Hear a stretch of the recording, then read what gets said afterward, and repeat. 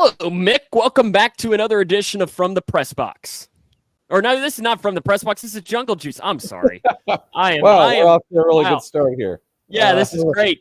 We've been gone for too long, and now I'm falling apart. Clearly, Sam forgot he has another podcast that he does. Yes, this was not supposed to be a shameless plug. But how are you, Mick? Let's start. How about let's just do this here. So let's just. Welcome to an edition of Jungle Juice Podcast.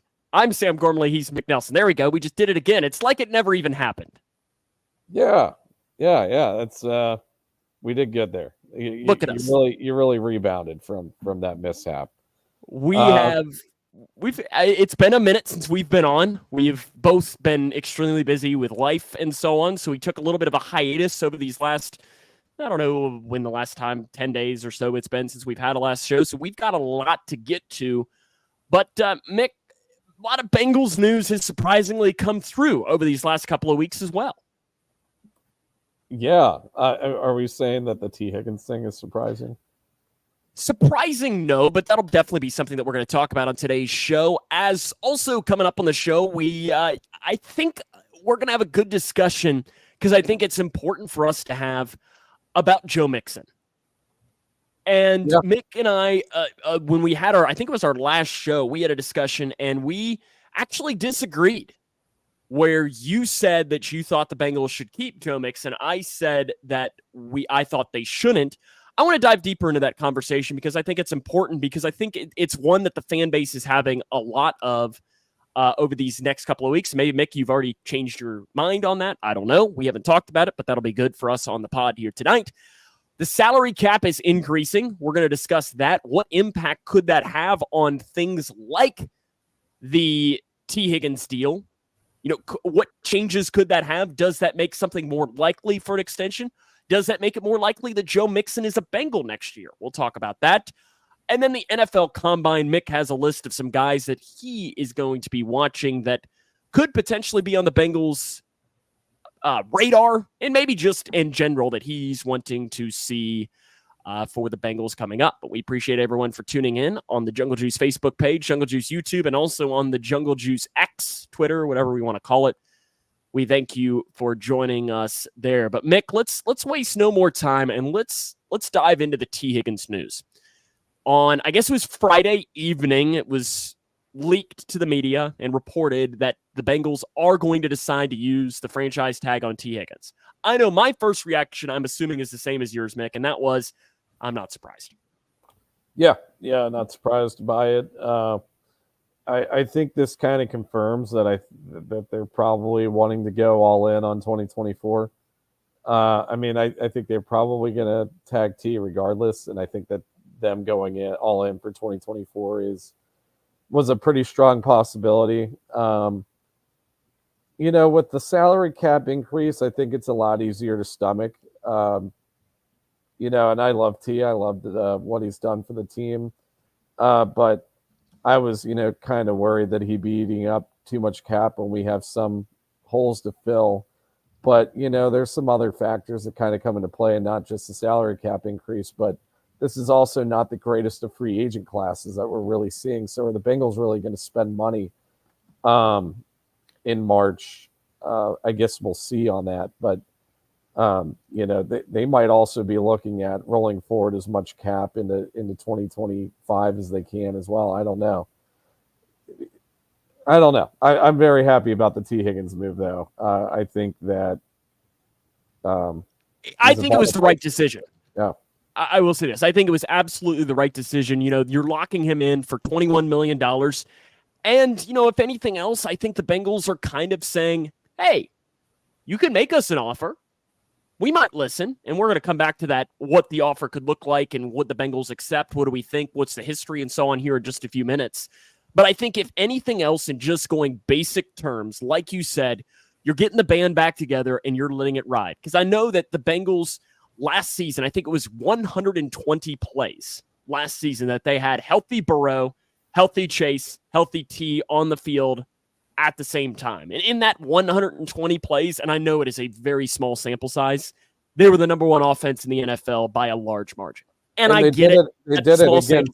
They did it. Yeah. They did it against stiff competition too. They did it against two championship contenders in the Niners and the Bills. Those were the two games that all and the three of Texans, those guys I think, were as healthy. well. Was T around? I don't think T was around for the Texans game. I don't know. But still, you mentioned the Bills and 49ers were two of the better games offensively for the Cincinnati Bengals all season.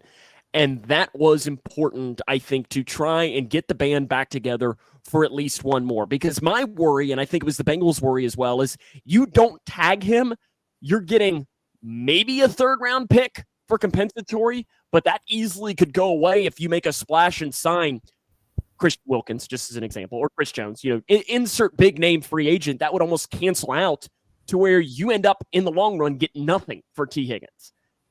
And that's where I think you had to at least give something, because I think he's too good of a player to get nothing in return for him. Yeah. And I think with this, though, and with this decision, there are some questions that could come. And the first one is, let's go extension. Because now the Bengals have the ability to work toward a long-term extension. And I think that,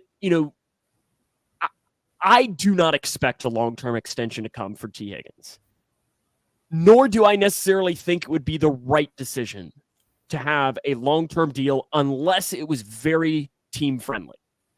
Yeah, and given who Tee Higgins' agent is, Mulligetta, I forget his first name, Brian. David Mulligetta, who, if you guys don't know, is Deshaun Watson's agent, and has also represented plenty of former Bengals where both sides were never really able to reach. Most notably, Jesse Bates. Yep, Jesse Bates. That's the one I was more or less alluding to. But where the Bengals really couldn't come to an agreement with the agent or the player.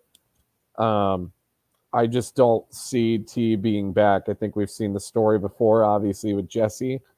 And, we're going to use the tag on T, thank him for his services after this year.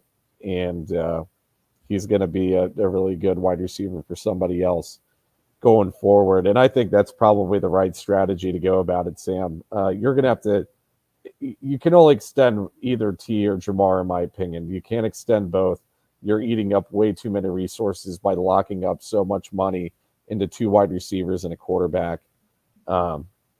If Andy Dalton were the quarterback of the Bengals, I'd say try to do it, because, you saw the Bengals they didn't do that with Marvin Jones or Mohamed Sanu in 2016. Look where that got him. It got him Tyler Boyd, but he didn't start coming on until AJ started falling apart. So, but we don't have Andy Dalton as our quarterback. We have Joe Burrow. We have a top 3 quarterback in the league.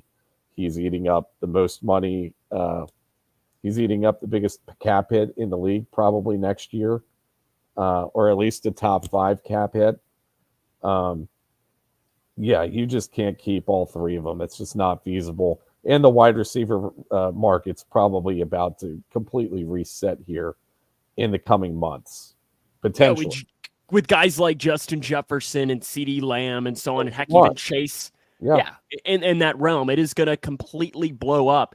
And I think it's also going to be really interesting because you look at the draft, and we're going to talk more about the draft in the coming weeks, but there's a lot of wide receivers that continue to come out in these recent drafts. I mean, you look at this, there could go 2 in the top 5, right? With a guy like Rome Odunze and Marvin Harrison Jr. Will they both go in the top 5? Maybe not, but another guy that could go in the top 5 that you could throw into a wide receiver realm at that is Brock Bowers. I know he's been rumored potentially the Chargers. I don't see that happening, but still, it is a potential that you're seeing more of these. Yeah, but you're seeing more of these top-level wide receivers go out early. Yes. To where I'm interested if a guy like Tee Higgins might be in a weird situation where he is probably not considered in the upper echelon of guys like Jamar Chase, CeeDee Lamb, and so on. But he's in this weird in-between of he's not upper echelon, but he's also not a rookie.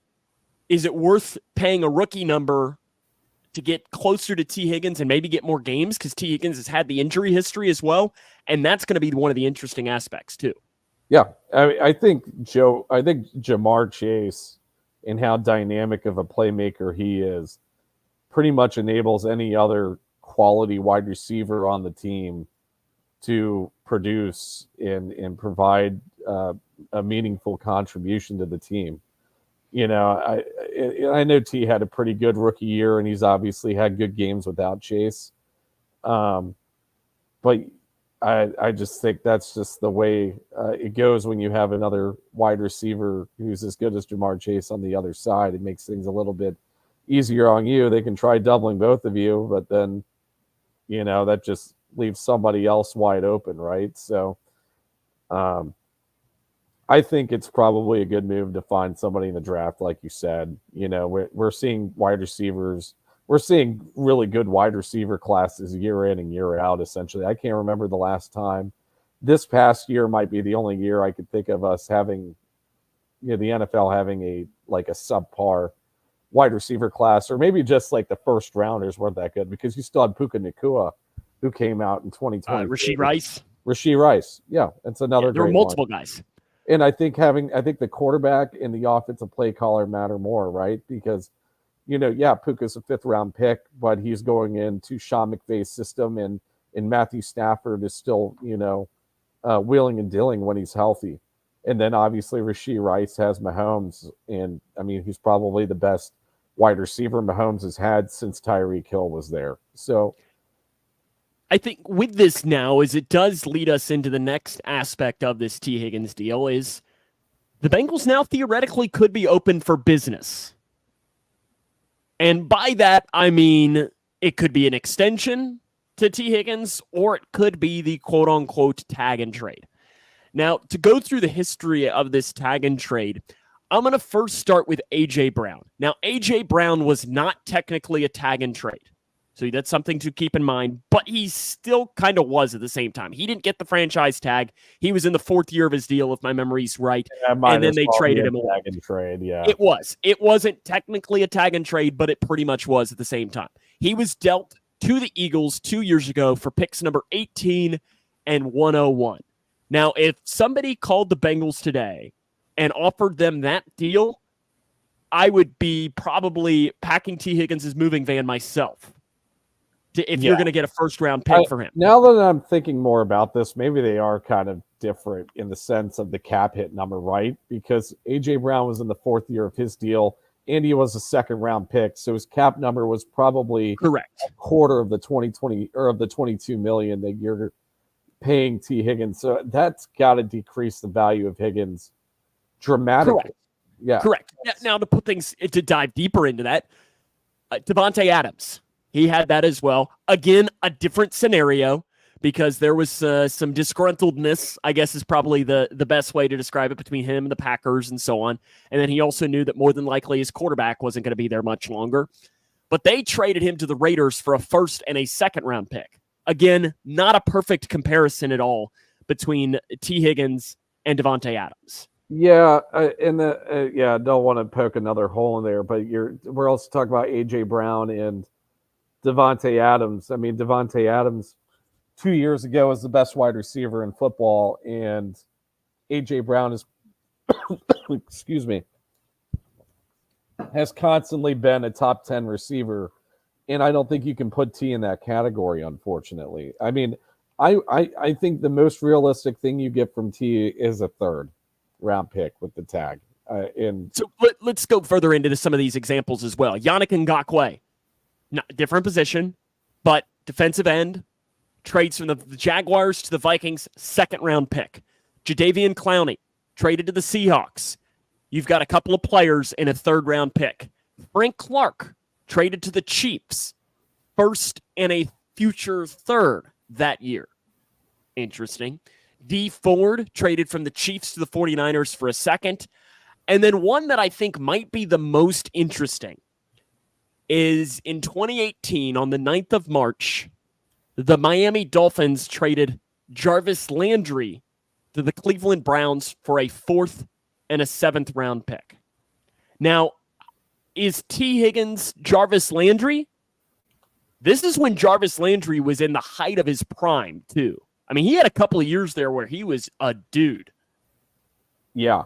I would say he's more closer to Jarvis Landry than he is Devontae Adams. And so that's kind of what I'm thinking as well. So that's what I would ask you is, let's say somebody calls up the Bengals today and offers a 4th and a 7th round pick for Tee Higgins. What are you saying? Not taking it. No, absolutely not. What do you need if you're Duke Tobin? I mean, I'm not trading him for anything less than a second. Now, I do think that... Now, I kind of want to follow you up on that. Pick 69? Like, does it need to be late second? Pick 69's in the third. Okay, well, it's still late second. Like, are you wanting, pick... I think it's got to be a mid second round pick, but also, like, I mean, let's take a step back here and just think of teams that'd be picking in the latter half. None of them are hurting desperately to have a Tee Higgins, right? I mean, the Ravens might be the only one, and obviously we're not trading within the division. That's not happening. Browns would be maybe the other one. Again, not trading within the division. I can't think of really any other playoff teams that were really hurting for a receiver, though, that are hurting for one. Maybe the Bucs because Evans is leaving. That's one of the teams that comes up a lot is Tennessee. They'd be picking early in the second round. Exactly. And I mean, if the Titans called, and I think they have picked 38 or 39, 40, somewhere in that realm. Again, the specifics doesn't necessarily matter. And they offered that. Again, I'm accepting that. Now, what if they offer their high third? I don't think so. Because what I'm trying to think of is, I think what the Bengals would then do is, with whatever pick they would get in return, let's just say it was pick 38, just for example. Whoever it is, it doesn't necessarily matter. I think then you're using that on your next Tee Higgins. Whether it's the guy from Florida State, Keon Coleman, or whomever that might be in that realm, you're probably looking in that second round, whether it's your first second round pick then or your second round pick, you're trying to find that. Because as Paul Dehner Jr. pointed out, Mick, and I don't know if you heard this, the Bengals and Duke Tobin have drafted leap year second round wide receivers consistently. 2020, Tee Higgins. 2016, Tyler Boyd. 2012, Mohamed Sanu was day 2 picks. So, and again, I know it's a coincidence. It's not like there's anything to that, but it's more just funny that it's happened now 3 straight leap years. Let's see. They get anybody in 2008? Who was their second round pick in 2008? I don't. I'm looking this up right now. We're seeing how far back this goes. I think it stopped in 2012. Nope, Jerome Simpson in 2008. Really? Yeah. Okay, so it is something that the Bengals just do. 04. Let's see how. I want to see how long this thing lasts. I hope it just goes back to like 1906, like the Bengals' first ever year. That it's just something. It started in 08. So yeah, number 04 was Kewan Ratliff, cornerback out of Florida. But this is day 2. We're talking day 2. So this is just day two in general. It still ends in 04 because Mediu got picked, and then Caleb Miller and Landon Johnson. Well, you got in 2000. In 2000, though, they took Ron Duggins, wide receiver, in the third round. Sam, 1996, they take a tight end. Day 2 didn't happen though until I guess we're saying second or third. Yeah, it used to be all in one day. But still, it's an interesting stat. Or a trend, I guess. And as they always say, don't bet against the trend. But I think the most likely scenario for the Bengals to continue that trend would probably be them trading away Tee Higgins, but they might do it regardless because they want to find the heir apparent to Tee Higgins, because I don't know that you've seen enough from Andre Yoshibach or Charlie Jones or Trenton Irwin to truly fill that void. Yeah, I don't think you've seen enough from them either. And we've noticed, we want to talk about trends. This is a consistent trend of the Zach Taylor era. The Bengals love to redshirt if they can. Top 2 round draft picks, I think, especially the first round draft picks. But we're talking about CTB. I mean, maybe he eventually took over for Eli because Eli sucked. DJ Turner was thrusted in because of injury, right? I mean, that's because Cheetah was injured. Or maybe Dax Hill. Dax Hill's the best example of that, to fill the void that was going to be left more or by less Jesse Miles Bates. Murphy. Miles Murphy is going to replace probably Sam Hubbard at some point. But I think all of these discussions around the Tee Higgins decision are really interesting because I think the most likely scenario is nobody offers what the Bengals think they should get. And they bring the boys back together and let's ride in 2024. Yep. Now, is that the right decision? I think it is. Because I don't think that there will be a price tag that would... Because I think if I'm the Bengals, I would want a top 40 pick.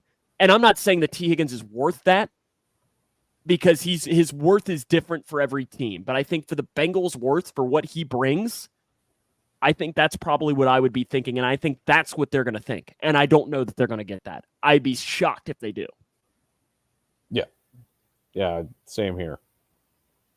So that's why I think that more than likely you're just going to see Tee Higgins move on and after the 2024 season and go, who knows where. I think it'll be interesting to see where T will end up. Who knows? It could be in the division. To me, though, Mick, one of the other things that has come up since we had our last show that has been really interesting to me has been the Joe Mixon situation. And I know Bird's been chirping on that. There's a lot of speculation out there. Yes. So for one, and you can correct me if I'm wrong here. When we did our mock off season a couple of weeks ago, you decided to keep Joe Mixon. And correct me if I'm wrong here, but if the Bengals would get rid of Joe Mixon, you're not going to be unhappy, correct? I'm not going to be. I think I could go either way on this thing.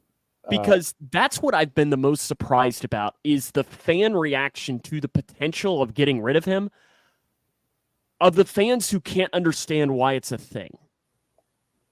I do think that, and, not to harp on you, Sam, because, I just don't necessarily agree that Joe Mixon looks past his prime. I think Joe Mixon has probably looked the same that he's always looked, which is a middle of the road, not going to be a game breaker for you, but isn't going to be too much of a liability running back. I think he's always been that way in his entire career. I don't think he's really aged.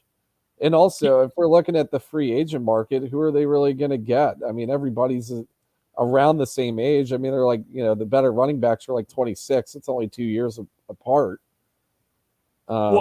Here's my philosophy with it. You mentioned middle of the road. Why are you paying a middle of the road running back, top tier running back money? Is it top tier running back money? $8.5 million is what he's going to be making. That's I don't know that out on the list. The average cap hit for an entire NFL team's running back room last year was $7.2 million. So that means that the Bengals will be paying one of their running backs more, over $1 million and almost $1.5 million more than than the average room in the NFL. Listen, I like Joe Mixon, but it's time because you also mentioned his age, and that is, accurate that he is younger, but he's also had the fourth most carries amongst active running backs. And when you look at behind that, here's the list. Ezekiel Elliott is number one. What's he doing? Wasn't he with the Patriots, technically? Oh, yeah. Melvin Gordon, who I think played on 75 teams last year. And then Derrick Henry. And to me, Derrick Henry is an anomaly because he's a freak. And Joe Mixon is a whole lot closer to Ezekiel Elliott and Melvin Gordon than he is to Derrick Henry. Yeah, I mean, I'm not necessarily disagreeing with that. I'm just saying, what's the alternative here? Because in the free agent market, you're just going to get the same thing, essentially. I mean, you're going to... For $5 million less. Who are you going to get for $5 million less, though? You're going to get A.J. Dillon potentially for $5 million less. Let's say $3.5 million less. Who? I mean, I'm still anybody. I mean, Joe Mixon. Even if you look at the stats here, Last year, yards per carry, he was 26th out of 34 running backs with 150 yards or 150 carries. He was 33rd in yards after contact out of 34, 22nd in explosive plays, 33rd in breakaway percentage. His elusivity rating, which is a PFF one, 31st out of 34. I don't know if we're going to find anybody for that much cheaper. And I do get it. The explosive measurables you're mentioning are, they're not good. They're not good by any means. But I just don't know who's really out there. We're saying anybody, but I think, the running back market, I think we're talking about how capped it is right now, that, the running backs aren't making much money. But I guess where I'm getting at is, are you going to find an alternative who is that much better than Joe Mixon for much cheaper? Because if we're looking at running backs that are going to be better than Joe Mixon, we're looking at DeAndre Swift, we're looking at Tony Pollard, Derrick Henry, Austin Eckler, Josh Jacobs. All of those guys are going to make more money than I brought up that statistically on win percentage on rushes, A.J. Dillon is a better running back than Joe Mixon. He is a better running back, but he also has never really carried a workload. Well, that's because I think you're going to also I'm putting a lot of trust in Chase Brown's second-year bump. But then I also think you're drafting another running back here. And I think you're putting your chips into hoping that you can find your Isaiah Pacheco, or you can find your Dameon Pierce from his rookie year, not necessarily this past not year, last year's Dameon Pierce. But still, you're trying to find that diamond in the rough of that's not going to cost you $8.5 million. Because the way I'm thinking about it too is $8.5 million. That's getting you. Is that a wide receiver? Is that a wide receiver four? It could be a slot. I mean, it could be your slot wide receiver. I would not spend a wide receiver for $8 million, but it's potentially a right tackle. A swing right tackle, as far as somebody that you can trust into putting it in there. But I think that money could be spent in better spots than on Joe Mixon, who is an aging running back in the NFL. Mm-hmm. Yeah, I mean that could be a tight end. That could be a solid tight end that we haven't had in a couple of years. I mean, is Dalton Schultz? What's his APV? His guess there, or what does his spot track say on him? I'm on over the cap right now. I'll see what that is, but I don't really trust anybody at this point. I don't think that it's everybody's guess. Nobody really knows on what it might be, but it's just I don't understand. Like, I like Joe Mixon. He's been a good running back for the Bengals. So the Dalton Schultz, okay, they say 11.3 mil is what Spot Track says. That seems a little high. But and again, I don't necessarily want Noah Fant. I'm not sure that one necessarily excites me, but he would be a guy in that realm.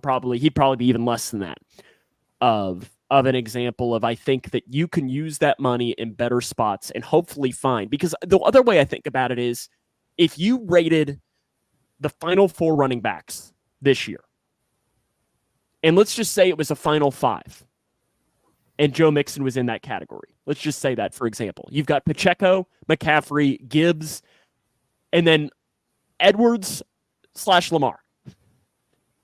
And I think the Ravens are kind of a hard team to kind of talk about the running back position because they're so different. But can you give me what's the list again? You said Pacheco, McCaffrey, Gibbs, and then whoever you want to count for the Ravens. So this is where I'm going to kind of counter that, because we have never really seen a good, sustainable run game in the Zach Taylor era. All 4 of those guys are in systems where we've seen the running game work and work very efficiently and very well. We're talking about the Ravens, who have probably had the best run offense in football for the past decade. We're talking about Kyle Shanahan, who, again, probably has had top 5 rushing offenses within the past however long he's been there. We're talking about the Chiefs, who I think have sustained pretty good run offense in the Mahomes era. And then what was the other one? Ben Johnson's Lions, who Ben Johnson is probably a top 10 play caller in the NFL. And I think Zach's still a really good play caller, but I think his strong suits are more suited in, coming up with plays for Joe Burrow to beat Joe Burrow. And his defense, probably the smart way to handle things too. At the same time, is you put the ball in the hands of your best player, and that's what Zach Taylor has done a lot of the case. But my question with that, and I think you're making a good point, is how much of that is scheme, how much of that is offensive line, and how much of that is Joe Mixon? And I think the answer to it is yes. I'm gonna put percentages on this.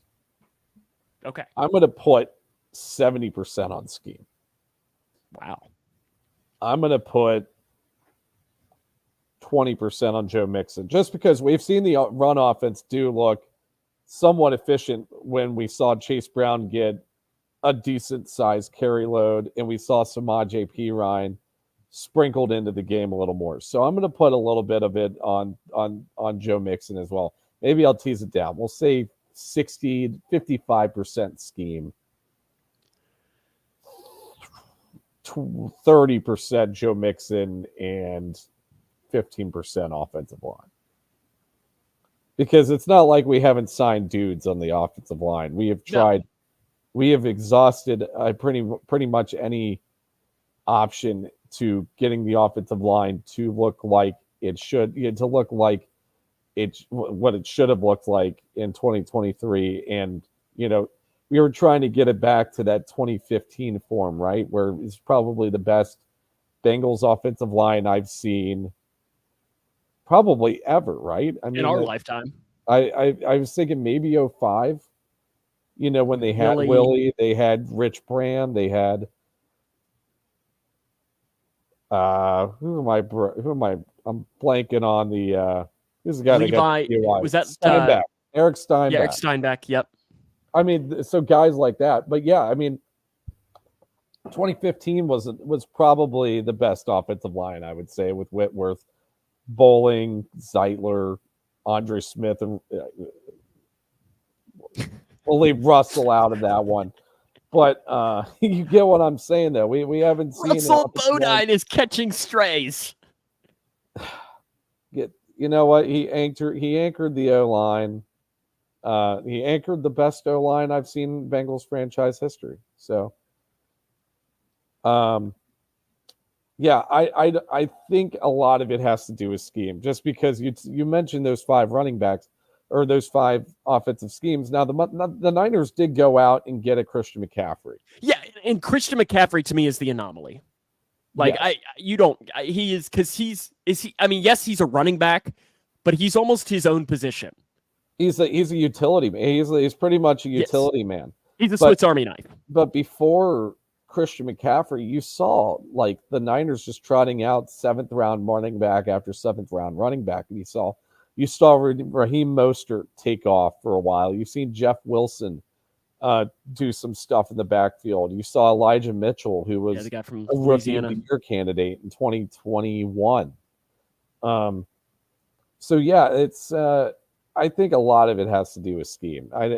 You've seen it work for those offensive play callers because they're really good at dialing up run game, and I just don't think Zach Taylor's in that echelon. Yeah, and I don't know. And I just think that, for one, I would be surprised if the Bengals don't cut Joe Mixon. I would be in that room. Now, what do you think they will do? I honestly think it's a coin flip here, Sam. I really... Because I can't. I don't know. And I get what you're saying. I just cannot wrap my brain around why they would keep him. I don't know. I've tried. The one thing that, and I know I was talking with somebody in the group, and they brought up the one thing that Joe Mixon is really good at. Taking care of the football. Exactly. And you can't, but to mine, yeah. I mean, I think he said 1 fumble in his career, maybe 2. 4th most among active rushers. Yeah. And it's 1 fumble. It is incredible. incredible when it comes to that. But to what line of does that not become as much of a factor anymore? And I don't know the answer to that. And that's where I think this is obviously going to be a hard discussion because, another thing with the Bengals is he's a team captain. He quote unquote took a pay cut last year to be with the Bengals. Now, I don't think him taking a pay cut should have any impact on the decision that they're making now.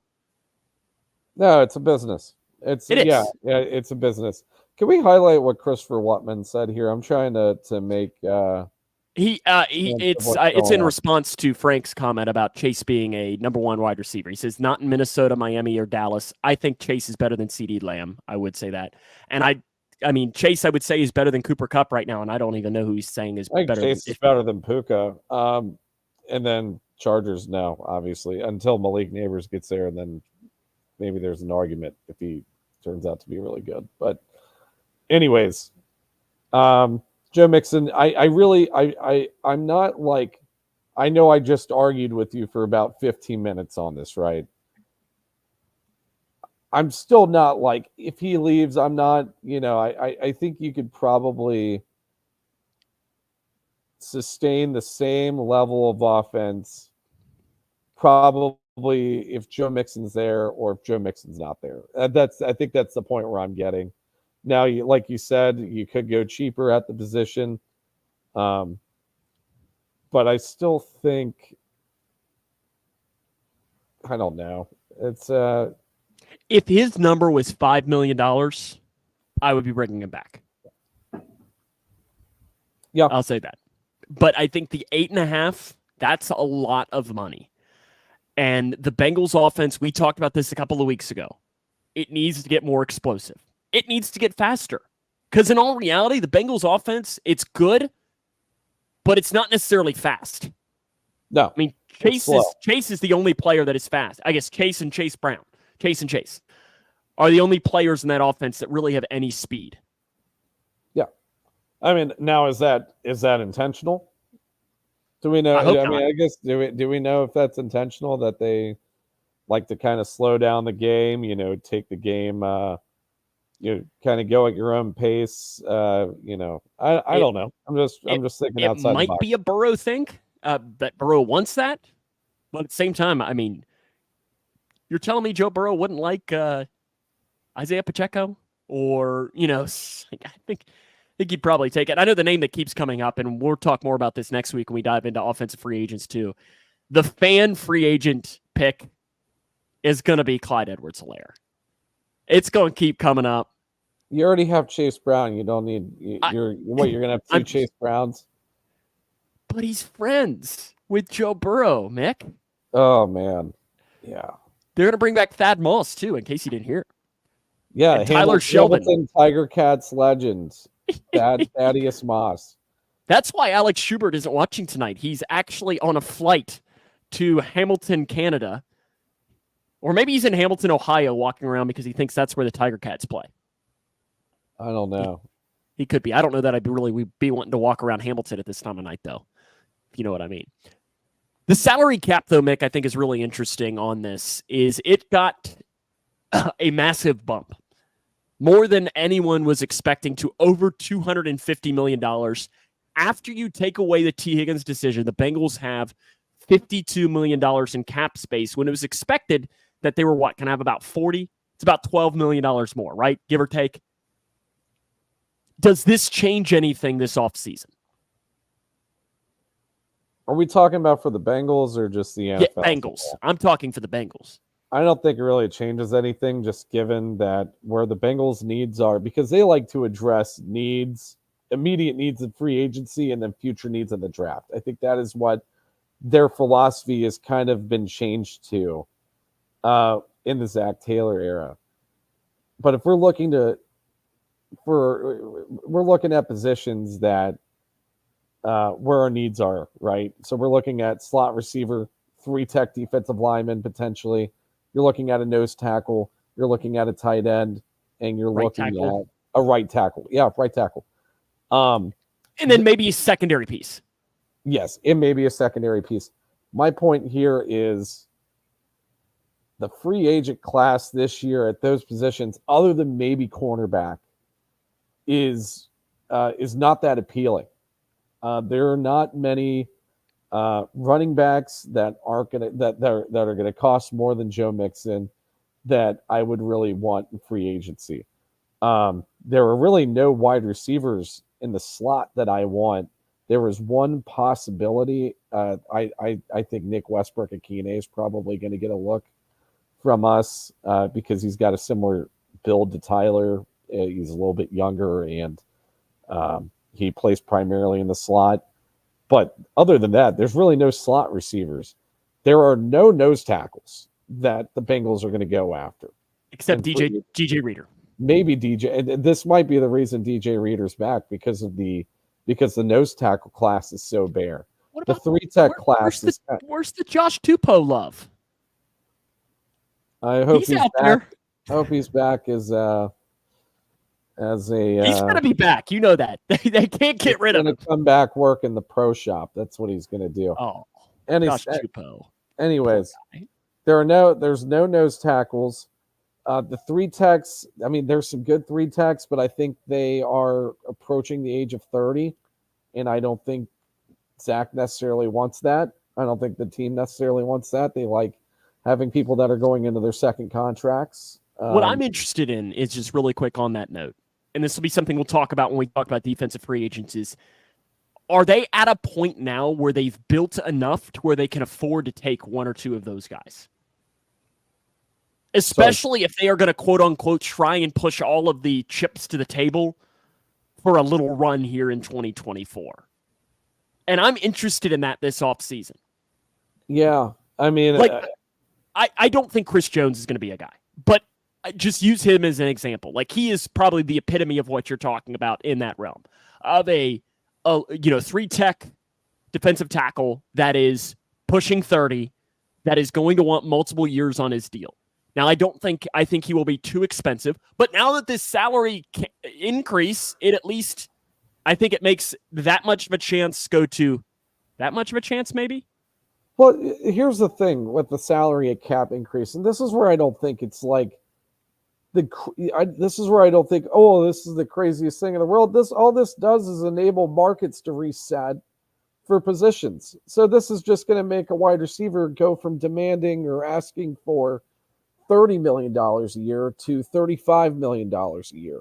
This isn't going to really have much of an impact on free agent signings. It has a good impact on the tag that T has because now his tag is essentially at a discount at $22 million. But I don't think this really impacts free agent signings like we all think it will. Yeah, I don't know the answer to that because I think another thing with that is it increased for everybody. Even the Saints. Yeah. The Saints now are they're only like $300 million in the hole now. Went from 50 million to 40 million, maybe. Let's see where the cap hits at now. I just find that really funny. Christopher, their finances are they're I don't know how they do it. I don't know how they do it. Now it is 40 million. It used to be 52 million. Yeah. The Bills are the same way too. Yeah, they're in cap hell as well when it comes to it. Christopher writes in and he asks, Mixon will definitely be asked to restructure his deal or be cut. He says, how about 2 years, $10 million with $8 million guaranteed for a restructure? That would be a lower cap hit for 2 seasons. I would say no. I don't want 2 more years. Let me read it again. 2 years, 10 mil, 8 mil guaranteed. I would say no because I don't want Joe Mixon on my books after this season. If I have to have him 1 more year, I want him 1 more year. I don't want him more than that because he's going to be entering, he's already had a 7-year career. He would be entering year 8 and 9, I guess, would that be? Or would it be 7 and 8? Still, regardless, he would be an ancient running back at that term. So I would say no, personally. That's just me, though. Would you agree to that, Mick? I would not re-sign Joe Mixon after this year. So he's wanting, this is a restructure to get rid of this year's deal and to add a year on. I mean, that's essentially re-signing Joe Mixon to a 1-year deal. Correct. So this would be 24 and 25. Yeah. No. I don't want Joe Mixon. I probably don't want Joe Mixon back after this season. Here's my thing on the Bengals cap health right now. and we've talked about this before, Sam. They are masters of the salary cap. They utilize this thing, I think, better than any franchise in football. And I think they have to do it because they are not, goo billionaire, multi-billionaire owners like the Walton family that just have unlimited resources at their disposal, and they just think they can buy whatever they want, and then they end up in cap hell.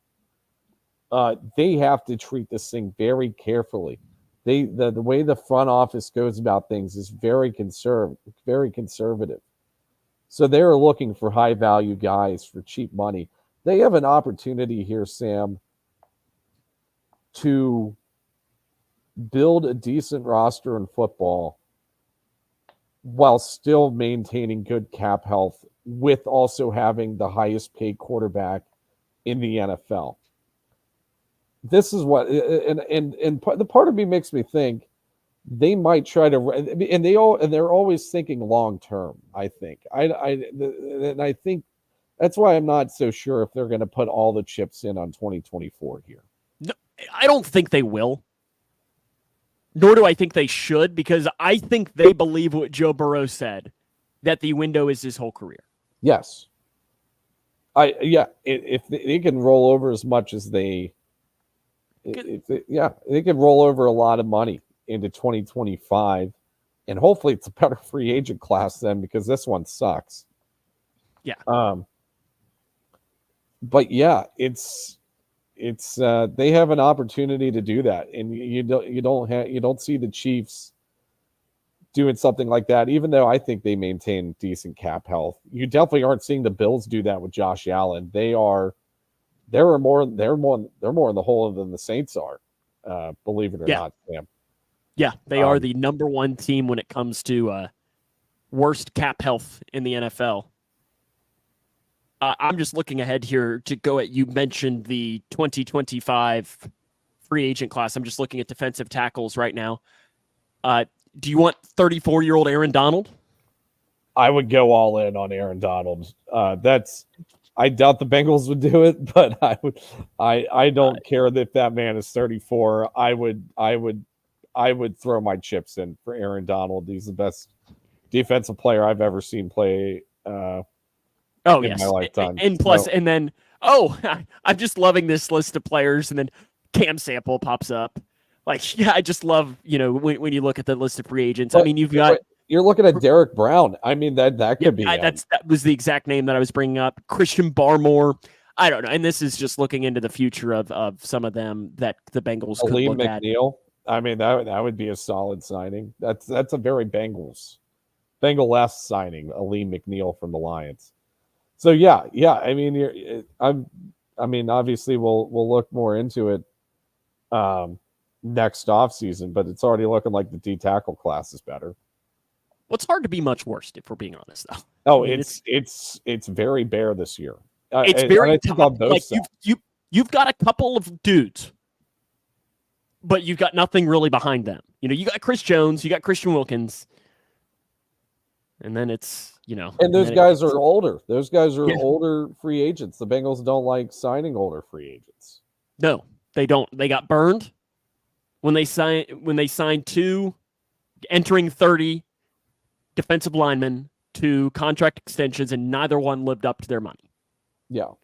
I think Gino was already on the plus side of 30 when that happened. Yeah. And I think they because that's the one thing about this Bengals franchise that you could say. They learn their lessons. Yep. They learn from mistakes for the most part. Carl writes in here and says, I'm not saying they need to re-sign Mixon, but they better keep him or the running back room is screwed, then draft his replacement for the long run.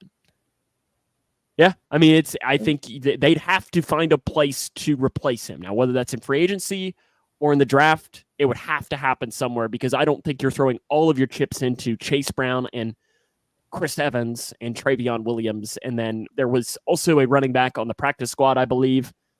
Is Jacques Patrick still there? No, he's probably with the Vipers.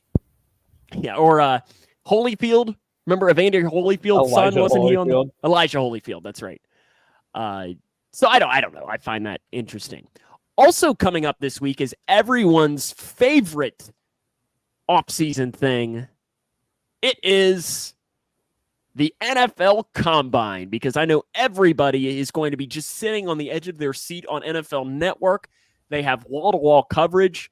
Mick, I only watch one event, and when I say I watch, I don't really watch. It's more of I like watching the highlights from it. When it comes to the Combine, I might flip it on the TV, so it's on in the background in the other room. And that's the 40-yard dash, just because I love watching offensive linemen run 40-yard dashes. And I always think, shout out to Andre Smith. Oh, God. Oh, yeah. Remember when we all didn't want him because his combine was so terrible? Well, yeah, and he ran his 40-yard dash with his shirt off. Yeah. But do you watch the Combine? Well, not anymore. I don't. Did Andre Smith scar you? No, just given what I have to do. Oh, well, yes. During the spring. You are a tax guy, but yeah. Anyways, wait, what were you asking? Do I watch the Combine? Will you take in highlights? Yeah, I'll watch. I'll probably watch highlights on Twitter every now and then. I honestly think the best indicative or the best drill that they do. My favorite thing is the shuttle, because I think that really sees what the quickness is and the agility is in each player, and I think it translates well to every position that's not kicker or punter. So yeah, I mean, I think the Combine is I think it's beneficial to the sport. I think it produces a lot of overreactions, though. It does, but now I want to give you an off-topic question. What would be your 40 time? Right now, if you would run out into the parking lot outside your house, what would be your 40 time? 6'1". See, I was thinking I'd probably be like 6'4", 6'5". Yeah, I might be a little quicker than that. I don't know. I don't think you are. I'd put you at like a 6'8". No way. I'm faster than that. Well, I can warm up. We'll do it at tailgate. Yeah, after a couple of apple juices, that's a real good idea. That's fine. I mean, might make us quicker, right? Or we'll end up in the nearest bush. That's good. That's a good place to be, nearest bush. But you, Mick, have a list of some NFL Combine guys that you're going to at least be keeping an eye on. Now, are these Bengals Combine watches or just Combine watches in general? For the most part, they are Bengals Combine watches. I don't have any quarterbacks on here. I am having positions I think the Bengals could be looking at drafting. Now, I'm going to put a disclaimer. I do have a 5-tech defensive tackle or defensive lineman on there, and the Bengals don't utilize that because they are a 4-3 off or defense. So 95% of this list, I think the Bengals could look at targeting. So I'll just kind of go through some guys here, and then if you ever want to stop me and talk about a guy, we can. So I've got 4 running backs on here. I've got Trey Benson, the running back out of Florida State. He's the consensus #1 running back in the draft. Runs a 4.37 40 at 225 pounds, which I think is pretty impressive. Quick. Yeah, for a guy that big. Dylan Johnson, running back out of Washington, had a really good year this past year.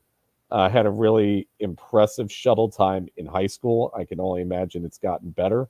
I think in like the 98th percentile. Also runs a 4.4 40. Will Shipley, the store brand version of CMC is what he's going to end up being. Running back out of Clemson, ran a 4.42 40. Again, impressive shot. Is he related to Jordan? He might be. Bengals legend? I got to look this up here. Keep talking. Okay. And then the other running back I have, and I'm sorry, Sam, you might not even know this name, honestly, but Jalen Wright. Do you know where he's from?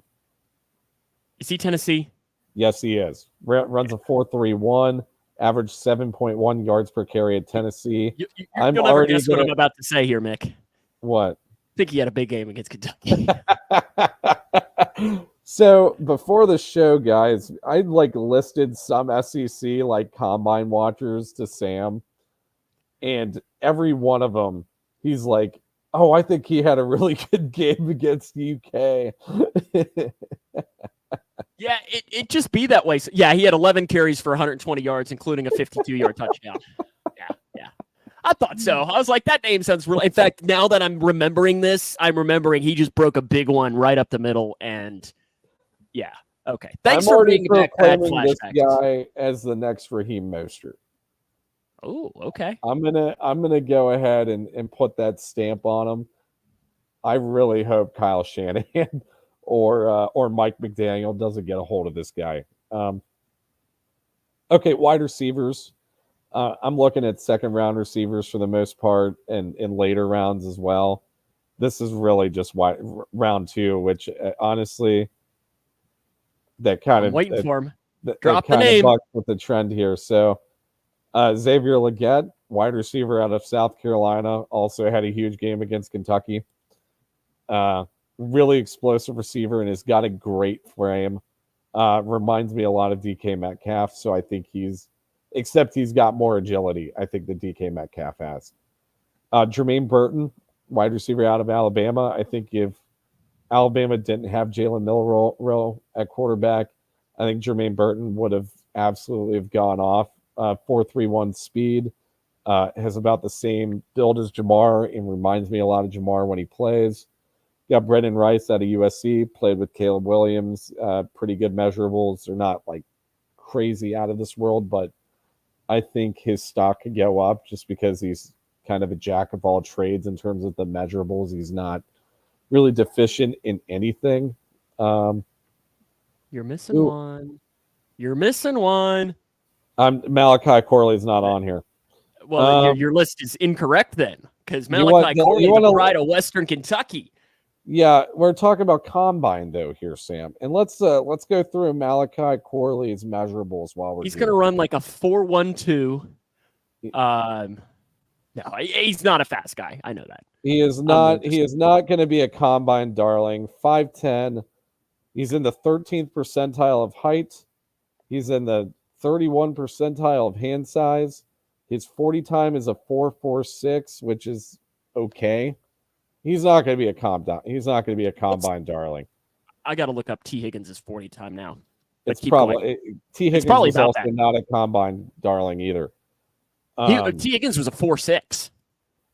Yeah, his was not. He was not a combine darling. I think he probably tanked some of his draft stock a little bit because of the combine. Because I think he was. I mean, he was. I thought he was like a fringe first rounder, and he ended up being pick number 33. He pretty much was a first rounder, but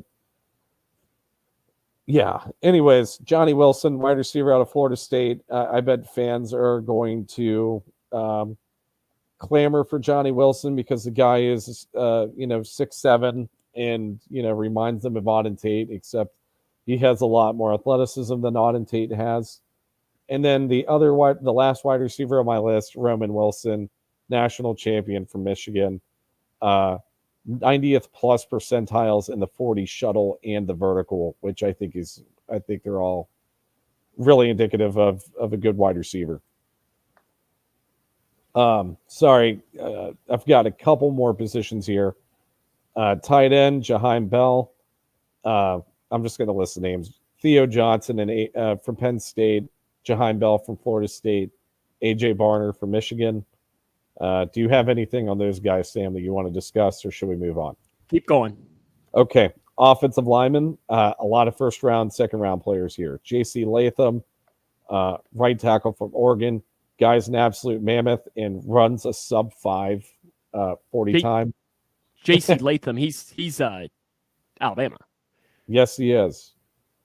Troy Faltanu, offensive lineman from Washington. I think that he's going to end up playing on the inside in the NFL, but played a tackle at Washington. Nothing like crazy great, but I think he's just an overall really good athlete. Tyler Guyton from Oklahoma, Patrick Paul from Houston, and Kingsley Suamataya from BYU. You just wanted to say that name. I did. He's on the shorter end, but he's also really athletic. And then Patrick Paul has some of the best measurables I've ever seen on an offensive lineman, the offensive tackle out of Houston. But the problem is that he had a really bad Senior Bowl. So I think that's going to tank any chance of him getting selected at the end of the first round. Defensive tackles, Michael Hall Jr. out of Ohio State, Dwayne Carter out of Duke, and no, that is not Weezy. That is a different guy. And then quarterbacks, Quinyon Mitchell out of Toledo and Kyrie Jackson out of Oregon. And then Kyrie Jackson I really like because the dude's like 6'3" and plays safety. Or maybe plays corner and still has a 4.4 40-yard dash speed. So it sounds like he's really got good frame and he's really fast. And, good frame usually comes with and that's what the Bengals like in there too. Yeah. Like a They like quick. Yeah. Where are your punters on the list there? Tommy Townsend, punter out of Florida. He has been drafted a few years ago. Yeah, I know. Do you not have any punters that you're watching at the combine? You want to stop, or you want to end the show on some Tommy Townsend real quick because I think that the Bengals should definitely take a look at him. We can. For those of you that don't know, the Kansas City Chiefs signed a guy with bad PR. And we're not going to talk about the bad PR because I don't want to discuss that. But now Tommy Townsend, Pro Bowl punter, maybe all-pro punter, can't remember, is probably going to be on the market. For those of you that don't know, Tommy Townsend was Evan McPherson's fellow punter at Florida, and I think that this Chiefs. Huh? Does he hold for the Chiefs? I would think so. Maybe not. I'm now thinking. I was like, I have no idea now. Who the hell would hold for the Chiefs? Okay, apparently it is. It is Tommy Townsend. So he has that experience, and you got to imagine that if he didn't hold for McPherson at Florida, he at least did something. I think it would be a great signing for the at least Bengals. Bring him into camp, right? I mean, unless if some team just shows him the bag, which maybe he's good enough of a punter where I think you would have to sign him and move on from Brad Robbins completely. Like you can't just bring him in to battle with Robbins for a roster spot. I am interested to see the hang time numbers for Townsend because we know he has a great leg. Dude boots 55, yard punts on the regular. Are you looking up punter? I am. I'm typing here where we go about this. But yeah, no, I think it would be a really, really interesting to see if you're just going. This is, I guess I can change the stats here. So in 2023, his average punt actually it took a huge drop from the previous year. It was 47 yards. Was his average punt, which was a massive drop from the previous season. Now that I'm looking, which is kind of interesting when it comes to this. It doesn't have the hang time, at least on this stat that I'm looking, and I don't want to waste much more time diving into the hang time because I don't know how to easily find it. It's probably a PFF stat. I mean, are we ready to write off Brad Robbins after 1 year? I hope not, because I just love our boy. That makes me happy. He's like such a cool guy. I mean, let's be real here. I mean, he had Kevin Huber here for over 10 years. 25 years, I think. 35 years. And it's not like he was the greatest punter. You know what I mean? It's not like he was really that good of a punter. They trusted him. They did. They trusted him. He's a good holder, good locker room guy. Wasn't terrible, but he was never really, great. Or, at his peak, he was probably like a top 15 punter. Mm-hmm. You know what I mean? So, yeah. Brad Robbins was probably one of the worst in the league this past year, but sorry to cut you off. No, I was going to say, I think that's a good place for us to wrap up the show as well. We had some good discussions talking Joe Mixon, Tee Higgins, and so on. Next week, we're going to dive into, we were talking about a little bit of the offensive free agents that the Bengals could target. Who could they look at the running back position? Who could be the right tackle? Is there a slot wide receiver out there that the Bengals could look at in free agency? We will tell you all of those guys next week. Tight end, too. Can't forget about them. And then in 2 weeks from today, we're going to dive all the way into the defensive free agents. As free agency opens 2 weeks, really from tomorrow. That's when the tampering window opens, that's when we'll start to hear some of the tidbits of who the Bengals could potentially be interested in. Remember to follow us on all of our social media channels. We are also on your favorite podcasting platform. Go back and listen that way, as you can go on Spotify, on iTunes, all of the different ways that we have for you to join us there. Mick, do you have any parting thoughts on Tee Higgins, Joe Mixon, and more? No, I think I've said everything I need to say. I think the team is going to choose whatever they think is best for them. And that's about it. I have enough faith that the front office knows what they're doing, is where I'm kind of getting at there. Where did our backdrop go? Sorry about that. I was clicking off on the wrong thing. I was clicking too much and made the wrong click and got rid of our background there for a second. It's back, though. We're good. I didn't know if we were transitioning to the other show since we wanted to be the other show. Yes, it is. It is. It's been a long week, and it's going to be a long week, so it's going to be great. Good luck, and we'll see you next week on next week's edition of I almost just did it again there, Rick. Jungle Juice. We need to end right now. Have a good night. Hoo day. Hoo day, guys. Thanks for watching.